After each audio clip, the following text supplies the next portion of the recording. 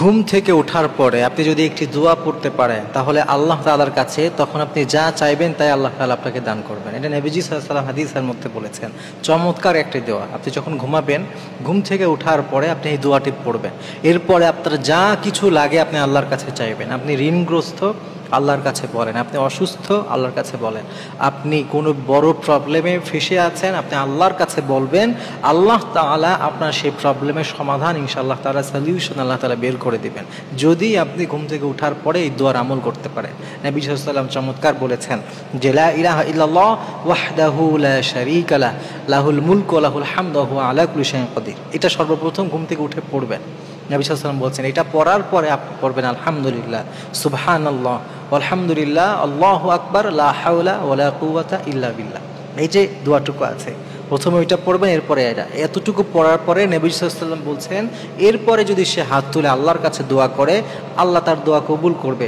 সে যদি এরপরে উজু করে নামাজে যায়, নামাজে দাঁড়িয়ে যায়, সে যদি নামাজ পড়ে, আল্লাহ তার নামাজও কবুল করবে। অর্থাৎ এই দোয়া পড়ার পরে সে যেটাই করবে আল্লাহ তাআলা সেটাকে কবুল করে নেবে। সুবহানাল্লাহি ওয়া বিহামদিহি। এই জন্যে আপনি ঘুম থেকে ওঠার পরে এই আমলটা করার চেষ্টা করবেন। ঘুম থেকে উঠে আপনার মাথায় হাজারো টেনশন চলে আসে যে হায় রে, আমার তো আজকে অমুক জায়গায় ঋণের টাকা পরিশোধ করার কথা, আমার তো অমুক জায়গায় এটা করার কথা, আজকে তো আমার এই প্রবলেম ফেস করতে হবে। কত রকমের টেনশন আমাদের মাথার মধ্যে ঘুরতে থাকে।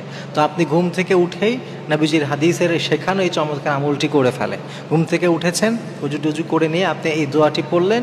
এরপর আপনি আল্লাহর কাছে বললেন যে হে আল্লাহ, আজকে তো আমার এই প্রবলেম, আল্লাহ তুমি আমাকে হেল্প করো, আমাকে সাহায্য করো। আপনি নামাজে দাঁড়িয়ে যান, নামাজ পড়েন, দোয়া করেন। এরপরে আপনি প্রশান্ত একটা মন নিয়ে ঘর থেকে বের হন। আপনি দেখবেন ইনশাআল্লাহ তাআলা আল্লাহ আপনাকে এমনভাবে ওই সমস্ত সমস্যার সমাধান দিবে যেটা আপনি কল্পনাও করতে পারেন নাই।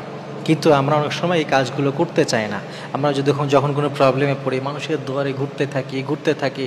যখন সবার দরজা বন্ধ হয়ে যায় তখন আমরা আল্লাহর কাছে চাই।